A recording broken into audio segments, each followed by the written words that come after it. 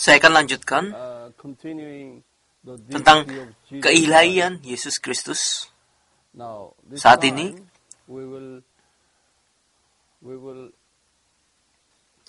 kita akan belajar tentang masalah penyembahan. Alkitab berkata seperti ini. Alkitab berkata di sini, di dalam Keluaran pasal 20, ayat yang kelima,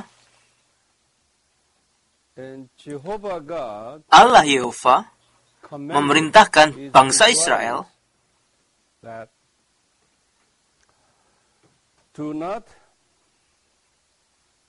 dalam 10 perintah Allah. Katakan di sini dalam ayat ketiga, jangan ada padamu Allah lain di hadapanku, dan jangan membuat bagimu patung. Dan ayat 5 berkata, jangan sujud menyembah kepadanya atau beribadah kepadanya. Di sini adalah masalah penyembahan. Yesus berkata, dalam nama Yehova, dia berkata, jangan menyembah Allah lain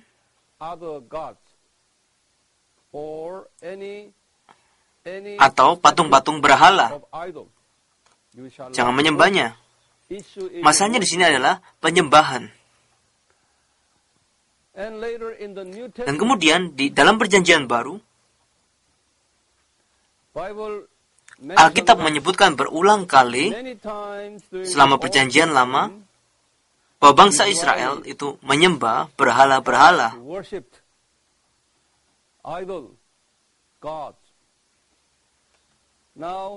Sekarang, ketika kita berada di Perjanjian Baru,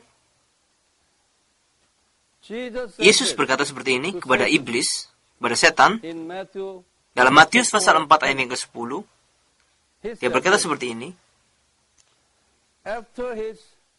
Setelah 40 hari Yesus berpuasa,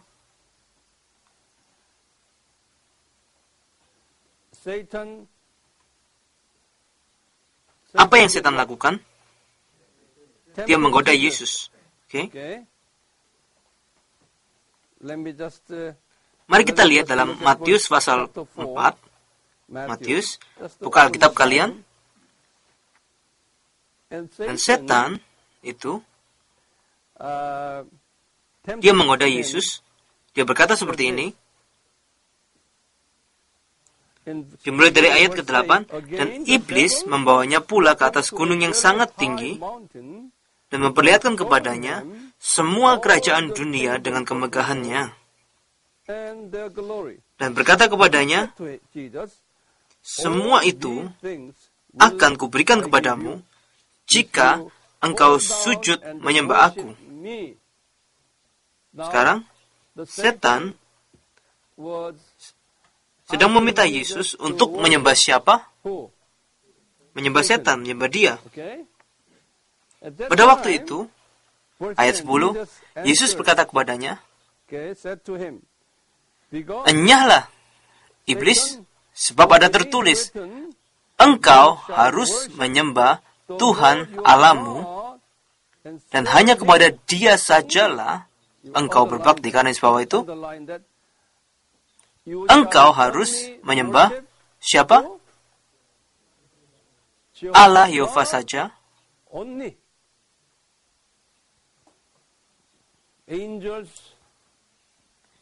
Malaikat-malaikat menyembah Yesus. Menyembah berarti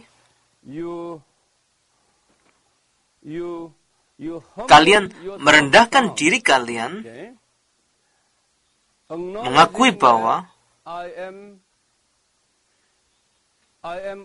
aku adalah makhluk ciptaan dan engkau adalah pencipta. Itu adalah ekspresi dari iman kita di dalam mencipta. Itulah penyembahan. Jadi penyembahan itu bukan hanya di mulut saja. Itu membutuhkan seluruh diri kalian untuk berlutut dan bersujud dan menyerahkan diri kita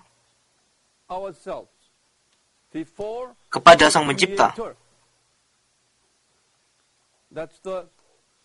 Itu adalah bentuk dari, itu adalah ekspresi dari kerendahan hati kita, kelemahan kita,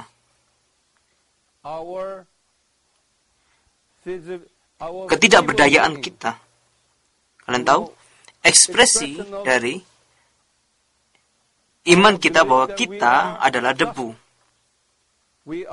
Kita hanyalah tanah liat. Dan kita menghormati dan memiliki rasa takut kepada Sang Pencipta. Itulah artinya penyembahan. Penyembahan itu bukan hanya bermain gitar atau bermain drum dan membuka mulut kita dan berteriak, kami mencintaimu, kami melayanimu, kami mujimu. Itu bukan penyembahan. Ya, itu adalah bagian dari penyembahan, tapi itu bukan arti sebenarnya dari penyembahan. Oke? Jadi, tidak ada makhluk ciptaan yang dapat menerima penyembahan dari ciptaan lain.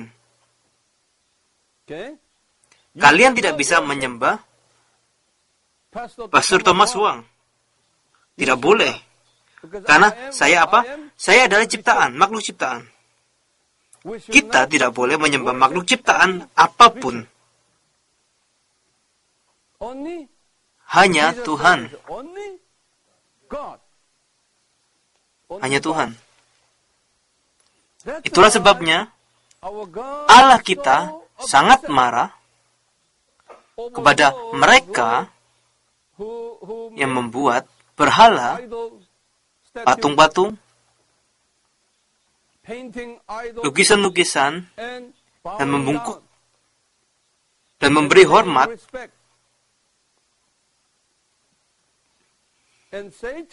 Setan itu meminta makhluk ciptaan untuk menyembah dia. Itulah sebabnya banyak agama, Hindu, Buddha,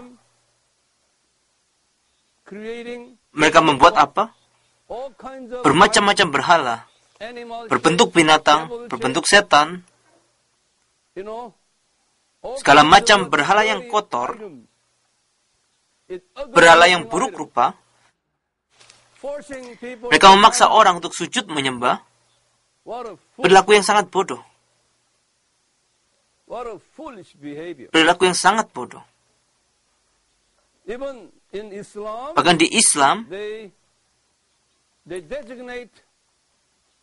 mereka membuat Allah, yang adalah setan, mereka sujud menyembah kepada Allah itu 5 kali sehari. Kalian sudah belajar tentang hal itu. Setiap kali saya pergi ke negara-negara Hindu, India, dan Nepal,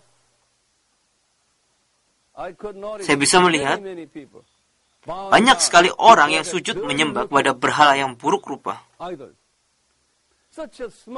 Orang-orang yang kelihatan pintar, mereka semua sujud menyembah kepada berhala itu. Bahkan di Jepang juga sama. Jepang punya sekitar 8 juta Allah.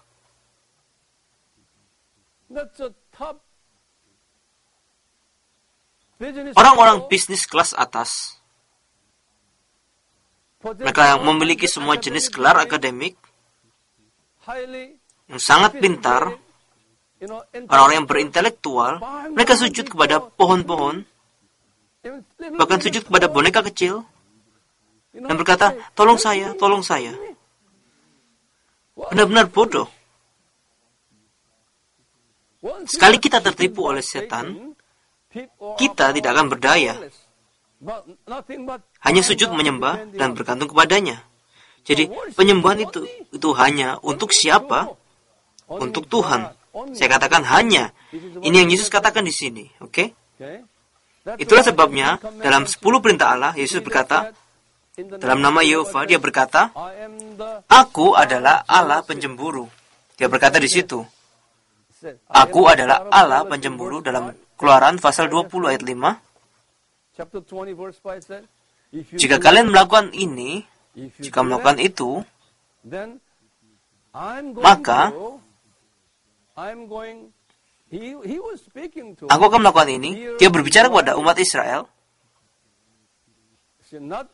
Dia tidak sedang berbicara kepada orang Filistin atau orang Arab. Dia sedang berbicara kepada orang Israel, yang berarti adalah orang Kristen Perjanjian Baru. Okay? Dia berbicara kepada orang-orang Kristen. Kalian orang-orang Kristen, kalian hanya boleh menyembah Allah saja.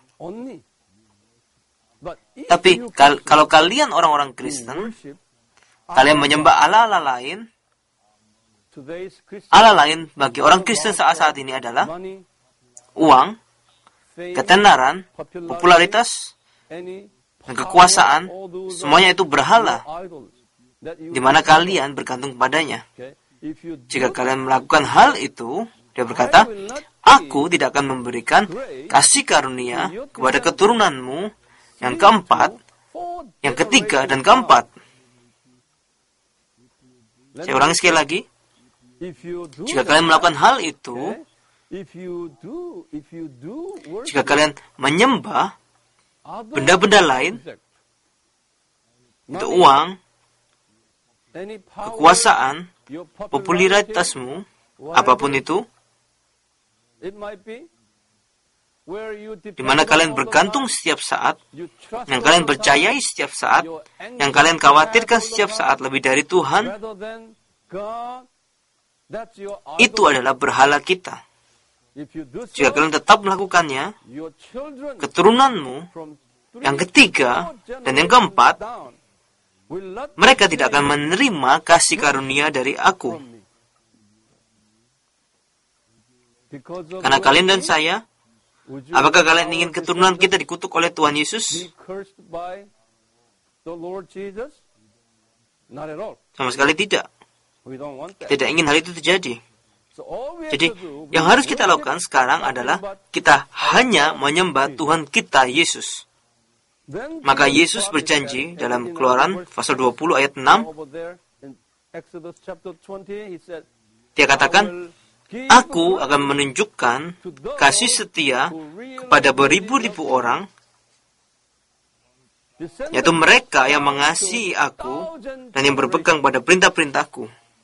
1000 generasi dari keturunan kita akan menerima kasih setia Tuhan. Jadi tergantung pada kalian. Jika kalian melakukannya, keturunan kalian akan menerima anugerah, kasih setia. Jika kalian tidak melakukannya, maka dari keturunan ketiga dan keempat ke bawah dalam turunan kita, mereka tidak akan menerima anugerah Tuhan. Ini berarti seperti ini. Cucu kalian, mereka bukan orang Kristen yang baik, dan mereka tidak banyak mematuhi Tuhan, tapi Tuhan berkata, karena kakekmu atau karena nenekmu, aku akan memberimu anugerah. Kalian punya cucu yang sangat cerdas, yang lembut dan baik, tapi hidup mereka tidak begitu baik. Setiap saat dalam penderitaan, ada masalah keluarga, masalah-masalah anak-anak, dan sebagainya. Kalian tahu mengapa? Karena kakekmu dan nenekmu. Aku tidak akan memberimu anugerah, meskipun kamu sudah menghadiri gereja setiap hari Minggu, meskipun kamu sudah memberi bermacam-macam persembahan kepada gereja, tapi hidupmu selalu dalam bahaya. Mengapa? Karena Tuhan mengingat kakek dan nenek, karena itu janjinya di sini.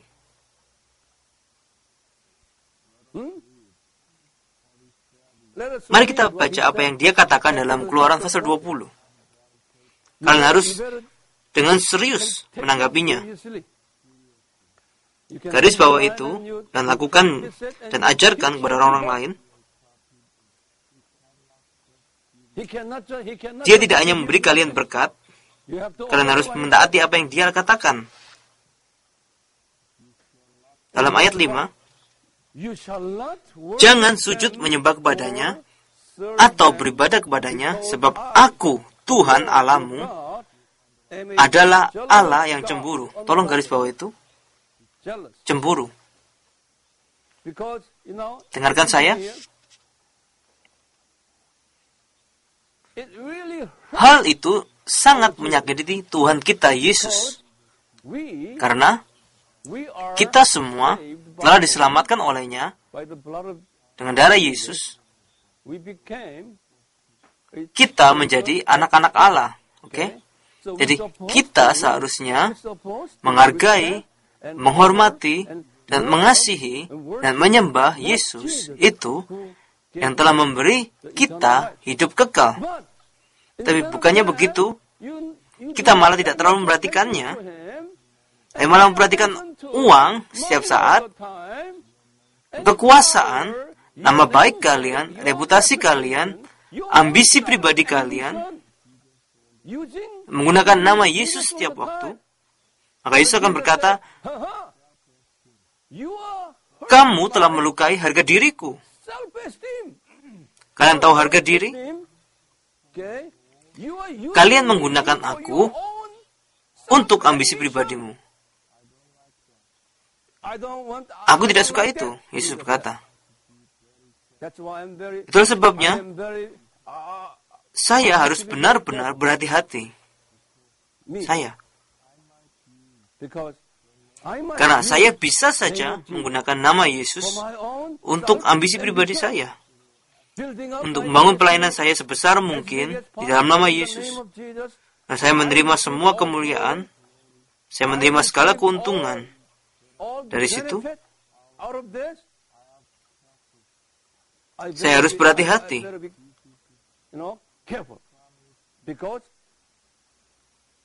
Karena itu janjinya di sini.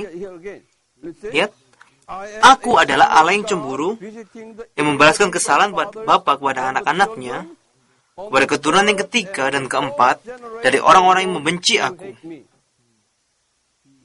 Tuhan sedang berbicara kepada umat Kristen, bangsa Israel. Dia tidak sedang bicara kepada orang-orang non-Kristen, tapi kepada orang-orang Kristen. Berapa generasi ketiga dan keempat?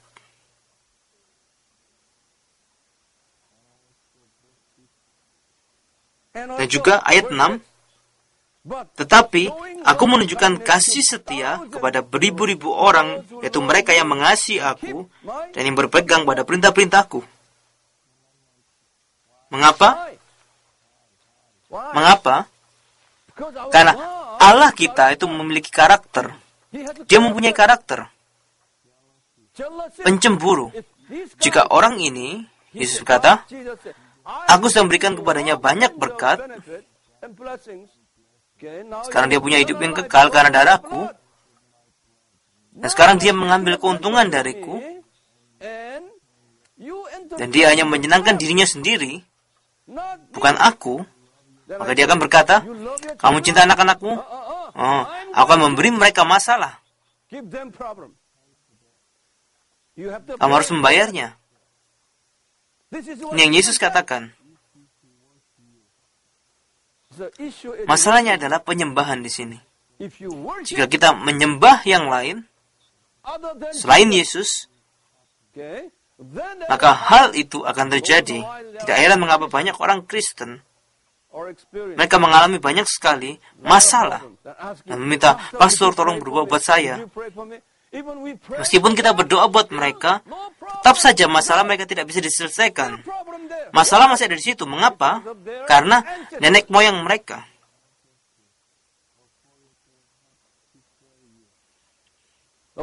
Seperti yang Tuhan katakan di sini. Ada beberapa orang, mereka bukan orang baik, mereka tidak pandai, mereka bukan orang Kristen yang baik.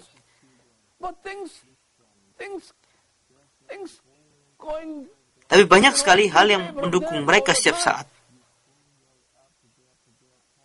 Mengapa? Kalian lihat garis keturunan mereka. Kalian dapat lihat nenek moyang mereka.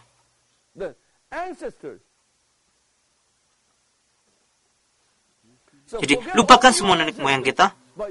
Jadi tapi kita harus jadi nenek moyang pertama, oke, bagi keturunan kita.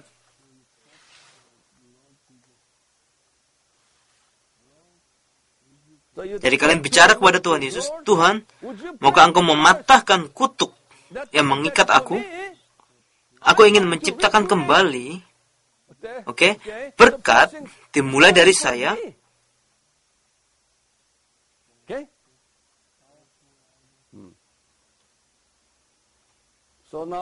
Hari-hari ini, berhala yang paling buruk dan yang paling berkuasa di antara orang Kristen adalah uang. Uang.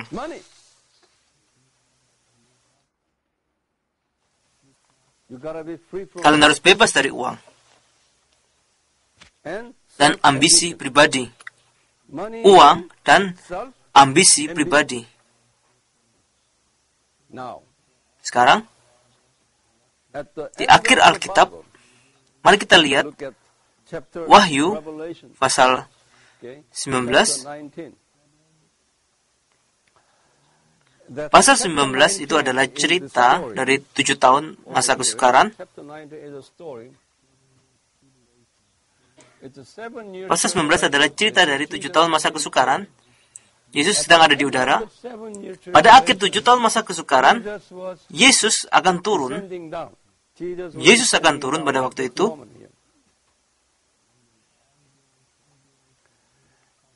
Dan malaikat menunjukkan kepada Yohanes semua adegan dari perjamuan kawin anak domba. Melalui malaikat membimbing Yohanes untuk melihat adegan perjamuan kawin anak domba itu. Dan dia melihat hal itu. Dan malaikat berkata padanya, wah, mereka yang menghadiri perjamuan kawin anak domba adalah orang-orang yang berbahagia. Malaikat memberitahu Yohanes. Mereka adalah orang-orang Kristen spesial. Dan Yohanes sangat senang tentang hal itu. Dan Yohanes berkata, malaikat sini, aku akan menyembah kamu karena pewahyuan ini. Jadi, Yohanes hampir saja sujud menyembah kepada malaikat. Tapi malaikat itu berkata, hei, Yohanes, jangan lakukan itu. Aku bukan Tuhan. Kamu hanya boleh menyembah Tuhan saja. Hanya menyembah Tuhan saja. Mari kita baca. Wahyu pasal 19. Ayat 9 sampai 10. Lalu ia berkata kepadaku, tuliskanlah, berbahagialah mereka yang diundang ke perjamuan kawin anak domba. Katanya lagi kepadaku, perkataan ini adalah benar, perkataan dari Allah. Maka tersungkurlah aku di depan kakinya untuk menyembah dia. Tapi ia berkata kepadaku, janganlah berbuat demikian. Aku adalah hamba sama dengan engkau dan saudara-saudaramu yang memiliki kesaksian Yesus. Sembahlah Allah. Karena kesaksian Yesus adalah roh nubuat. Ini, sembahlah Allah. Dia berkata, kalian garis bawah itu. Kalian tahu sekarang? Siapa yang seharusnya menerima penyembahan? Tuhan. Siapa Tuhan? Yesus. Jadi mulai dari sekarang, maka kita akan melihat Tuhan itu. Siapa yang mengatakannya? Siapa yang mengatakan bahwa hanya Tuhan yang bisa menerima penyembahan? Yesus yang mengatakannya. Bagaimana jika Yesus menerima penyembahan? maka dia adalah Allah. Jika dia menerima penyembahan, dan dia berkata, aku adalah Allah, kita akan lihat. Dia berkata, hanya sembah Allah. Tapi setelah itu, dia menerima penyembahan. Saya akan menunjukkan kepada kalian beberapa contoh yang alkitabiah tentang Yesus menerima penyembahan. Sini, Matius pasal 8 ayat kedua. Mari kita lihat. Oh, bukan Matius pasal 8 ayat 2. Matius pasal 14 ayat 33. Ini adalah kejadian di mana setelah peristiwa Yesus berjalan di atas air. Oke. Dia katakan, ayat 33 berkata, dan orang-orang yang ada di perahu menyembah dia. Garis bawah itu, menyembah dia. Katanya, sesungguhnya engkau anak Allah. Saya mencoba untuk menemukan referensi Alkitab lainnya. Oke.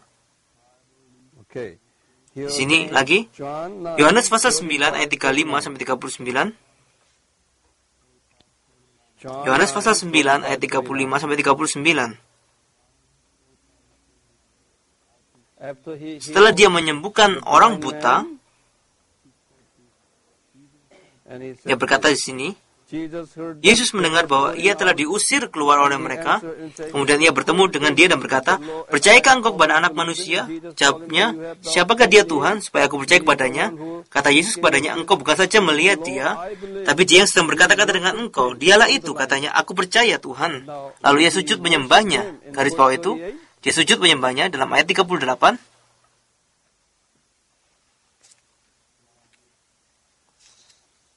Sekarang, bahkan Thomas berkata, ya Tuhanku dan Allahku, dalam Yohanes pasal 20, ayat 27 sampai 29, ayat 27 sampai 29, Yohanes, alasan mengapa saya mengatakan ini adalah, ketika mereka, orang-orang ini, mereka sujud dan menyembah Yesus, Yesus tidak meminta mereka, jangan sembah aku. Tapi dia menerima penyembahan. Dia tidak berkata, jangan lakukan hal itu. Sekarang, pada waktu itu, Yesus adalah seorang manusia. Dia adalah laki-laki berumur 30 tahun. Seorang muda.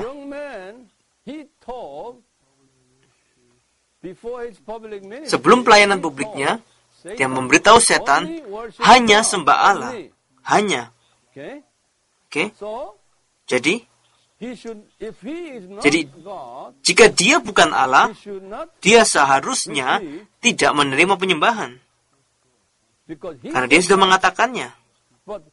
Tapi ternyata, dia menerima penyembahan dari orang-orang.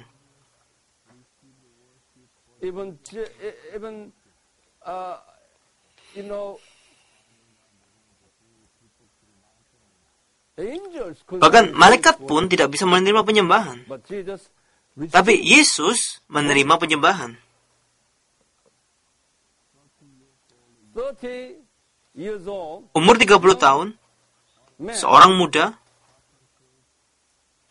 unknown, tidak dikenal, miskin, uneducated, tukang kayu yang tidak berpendidikan, was receiving dia sedang menerima penyembahan from various dari bermacam-macam orang.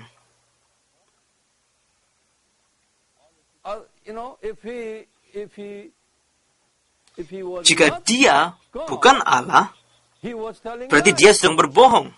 Benar?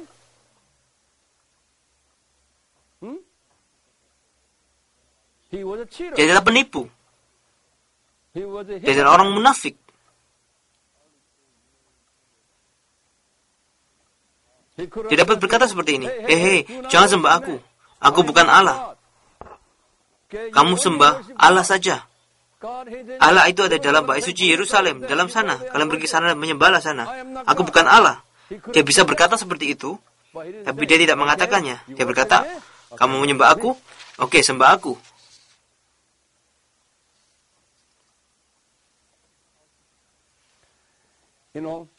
Di dalam Filipi,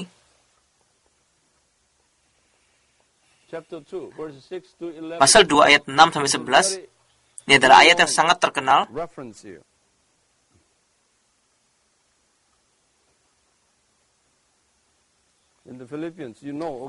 Meskipun kalian sudah tahu, buka lagi. Ini adalah pengakuan yang sangat kuat dari Rasul Paulus.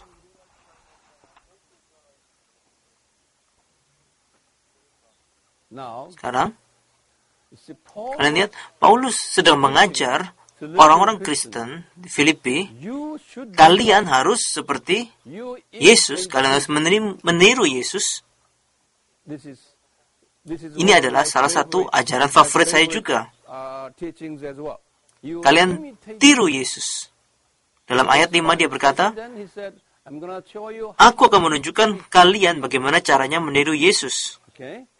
Dia berkata seperti ini, Yesus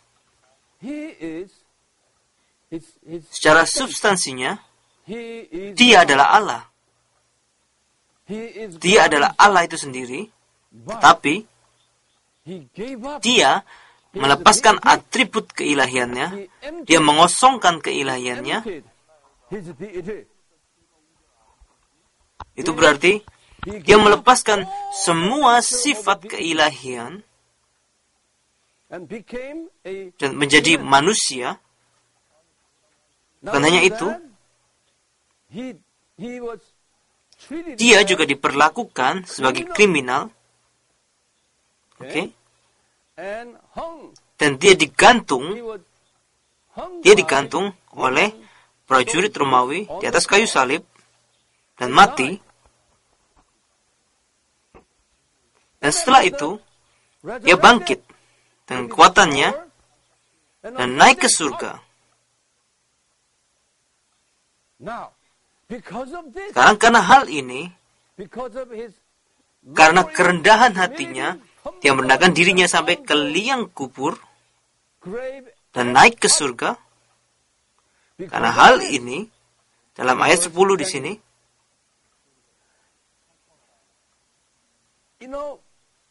semua makhluk di surga, semua makhluk di surga pertama, kedua, dan ketiga, semua makhluk, dan bahkan di dalam lautan, bahkan di dalam tanah, semua makhluk, termasuk malaikat, menyembah dia. Engkau adalah Allah pencipta, engkau adalah juru selamat, menghormati dia, menyemuji dia, mulai dari waktu itu sampai kekekalan. Ini adalah prinsip dasar, untuk menerima kehormatan. Yesus yang adalah Allah pencipta, dia menerima kehormatan dari sikap dan gaya hidup yang seperti ini. Meskipun dia adalah Allah, dia merendahkan dirinya dalam rupa manusia.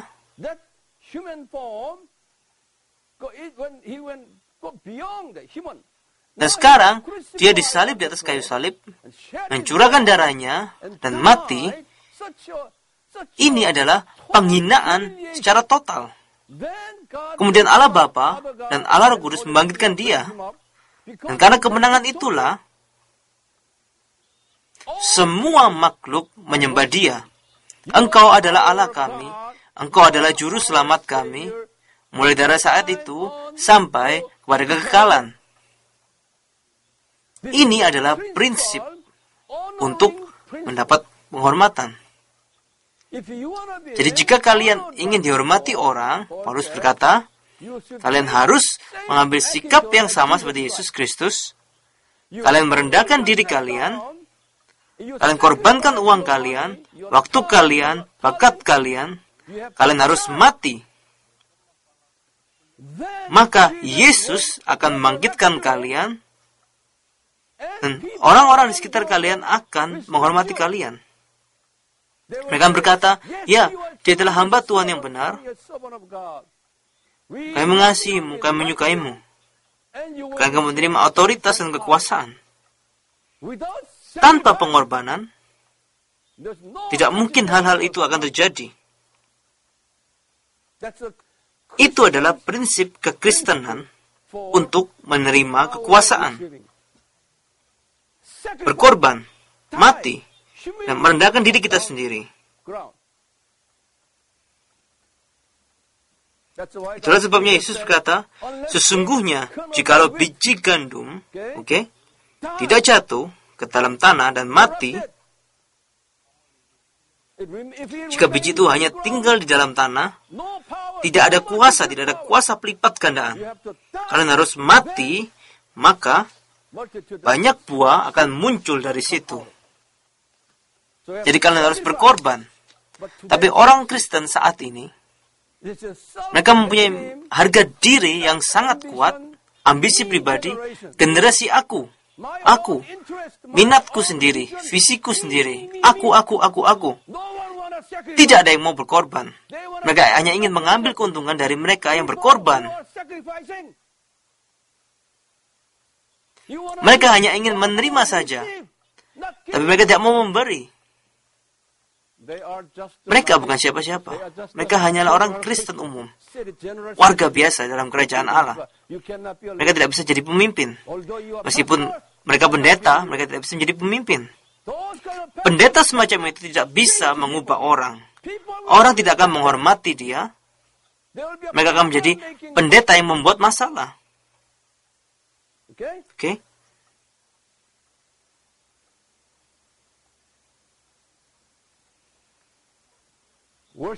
Masalah penyembahan di sini. Sekarang, Paulus berkata seperti ini juga dalam Roma pasal 9 ayat 5. Roma pasal 9 ayat 5. Dia sedang berbicara tentang Yesus. Yesus Kristus, Ia adalah Allah yang harus dipuji sampai selama-lamanya. Dengan kata lain, Yesus Kristus di atas segala makhluk, maka Dia akan menerima penyembahan dari semua makhluk. Dan tujuan dari penciptaannya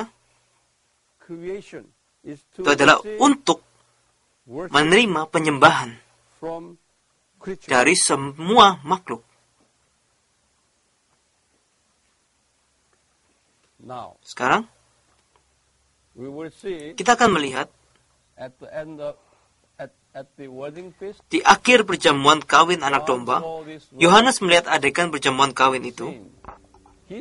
Dia melihat perjamuan kawin itu dalam Wahyu chapter 9.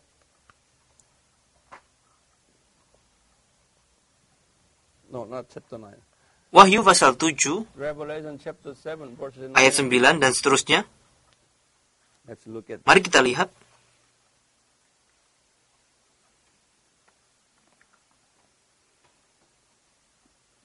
See, when we are, this will be the scene. Ini akan menjadi adegan When we participate ketika kita akan berpartisipasi dalam perjamuan kawin itu. Okay. Oke? You will see. Kalian akan melihat apa yang terjadi di sana. Let me Saya akan bacakan. I don't have Saya to tidak akan read bacakan it. sekarang. I will read it later. Saya akan bacakan nanti.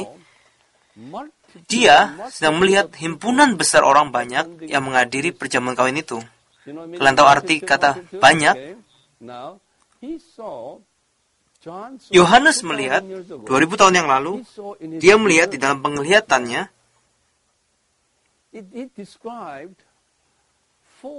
ada 4 macam orang yang hadir di sana. Dalam ayat 9 dia berkata, kemudian daripada itu aku melihat sesungguhnya suatu kumpulan besar orang banyak yang tidak dapat terhitung banyaknya, dari segala bangsa dan suku dan kaum dan bahasa. Seperti itu, ada 4 ekspresi di sini. Itu adalah cara yang maksimal untuk mengekspresikan keragaman orang di sana. Oke? Segala bangsa. Bangsa artinya apa? Saya akan katakan itu adalah perbedaan politik. Oke? Dan segala bahasa itu berarti mereka berbicara dalam bahasa yang berbeda-beda. Segala kaum itu berarti suku. Suku. Dan segala budaya. Mereka menggunakan pakaian yang berbeda-beda. Orang India mengenakan sari, kostum Korea, kostum Jepang, kostum Iran, kostum Irak, kostum Yahudi, kostum Afrika, kostum Sri Lanka, semua macam kostum yang berbeda, yang berbicara dalam bahasa yang berbeda. Dan kumpulan besar orang banyak hadir di sana. Dia melihat adegan itu,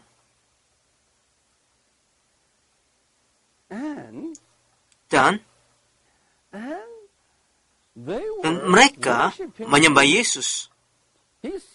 Dia melihat kumpulan orang banyak ini sedang menyembah Yesus. Sekarang, ayat 10 kata, dan dengan suara nyaring mereka berseru, keselamatan bagi Allah kami. Kalian lihat sekarang, mereka menyembah siapa? Yesus. Karena mereka tidak bisa melihat Allah Bapa. Mereka hanya bisa melihat kemuliaannya. Tapi yang sesungguhnya, yang berkomunikasi dengan kita, itu adalah Tuhan Yesus. Terus sebabnya mereka berkata, keselamatan bagi Allah kami yang duduk di atas tahta dan bagi anak domba.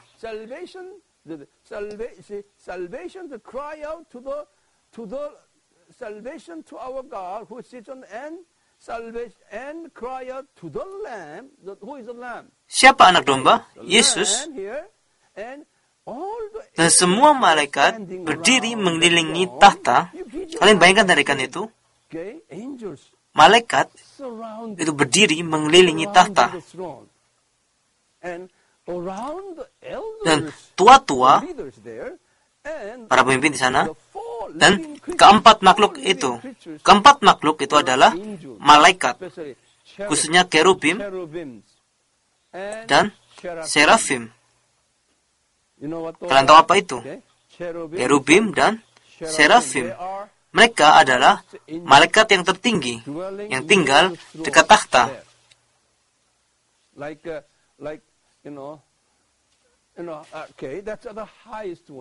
Jadi Yohanes melihat adegan itu, Yesus duduk di atas tahta dan dikelilingi oleh malaikat-malaikat. Malaikat apa?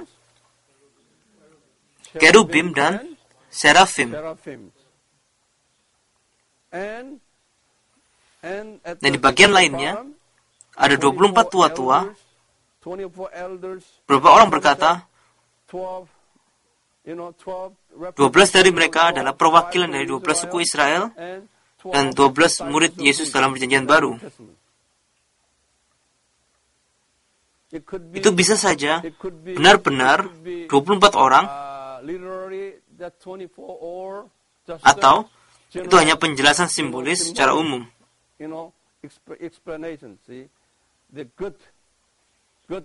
Lihat, orang-orang yang baik dan setia dalam perjanjian lama dan para pemimpin yang setia dalam perjanjian baru dapat diartikan seperti itu. Lagi pula, hal itu bukan tidak penting. Dan kemudian di belakang mereka apa? Ada kumpulan besar orang banyak. Katakan seperti dalam PBB. Oke. Dalam Alkitab dikatakan semua orang.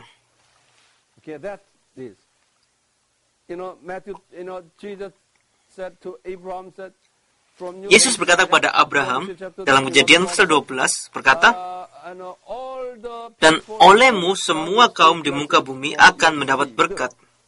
Dan juga seperti ini dalam Matius 24 ayat 14 berkata, dan Injil kerajaan ini akan diberitakan di seluruh dunia menjadi kesaksian bagi semua bangsa. Sudah itu barulah tiba kesudahannya. Oke? Semua bangsa itu berarti kumpulan orang banyak ini. Setiap suku di Afrika, setiap suku di Timur Tengah, tidak semua orang, tapi setiap suku. Setidaknya ada beberapa orang Kristen di setiap suku. Oke? Dan setiap suku di Asia, dan Amerika Utara, dan Amerika Selatan, dan semua pulau-pulau kecil di Lautan Pasifik,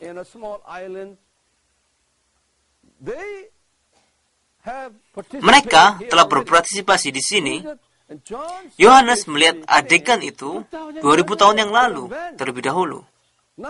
Sekarang, adegan ini akan segera menjadi kenyataan. Sudah di depan mata kita. Apakah kalian sudah mengerti? Sekarang, apa yang mereka lakukan? Menyembah Yesus. Menyembah Yesus. Ayat 12 berkata, mari kita mulai dari ayat 11. Dan semua malaikat berdiri mengelilingi takhta dan tua-tua dan keempat makhluk itu. Mereka tersungkur di depan takhta itu dan menyembah Allah sambil berkata, Amin.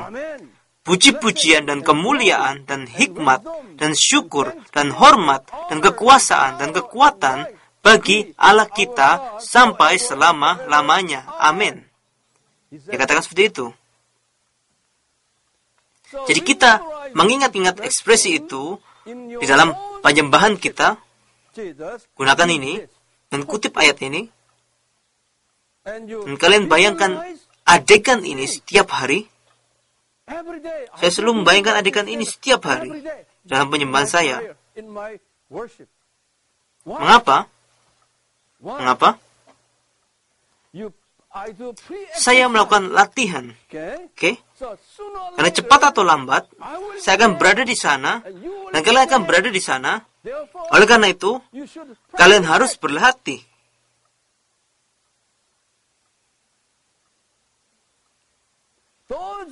Mereka yang berlatih, yang akan memenuhi syarat untuk hadir di sana. Jika kalian tidak berlatih di bumi ini, maka kemungkinan besar kalian tidak akan berada di sana. Jadi kalian berlatih itu. Menyembah Yesus siang dan malam. Mengapa? Karena cepat atau lambat, ketika kita pergi ke sana, kita akan melakukannya. Jadi kalian harus melatihnya. Berlatih. Mungkin beberapa dari kalian akan berkata, Pastor Huang, jadi yang kita lakukan hanya menyembah Dia di surga? Saya akan berkata, tidak akan seperti itu. Ada banyak hal lain yang harus dilakukan. Tapi kita tidak menyembahnya setiap waktu, 24 jam setiap hari. Tapi hidup kita sendiri, itu adalah ekspresi dari menyembah Yesus.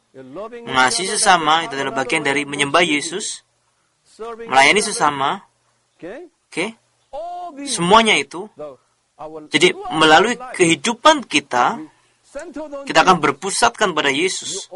Kalian akan mematuhi apa yang Yesus katakan. Aku mencintai saudaraku karena Yesus perintahkan seperti itu. Aku memberi apa yang aku punya karena Yesus perintahkan seperti itu. Itulah penyembahan. Di luar dari penyembahan yang sebenarnya, kalian melakukan penyembahan secara rohani, baik dalam doa kalian. Itulah penyembahan. Sekarang sini Yesus berkata di sini, hanya Tuhan yang boleh menerima penyembahan. Tapi Dia menerimanya. Oke? Oleh karena itu, Yesus adalah Allah. Sudah jelas?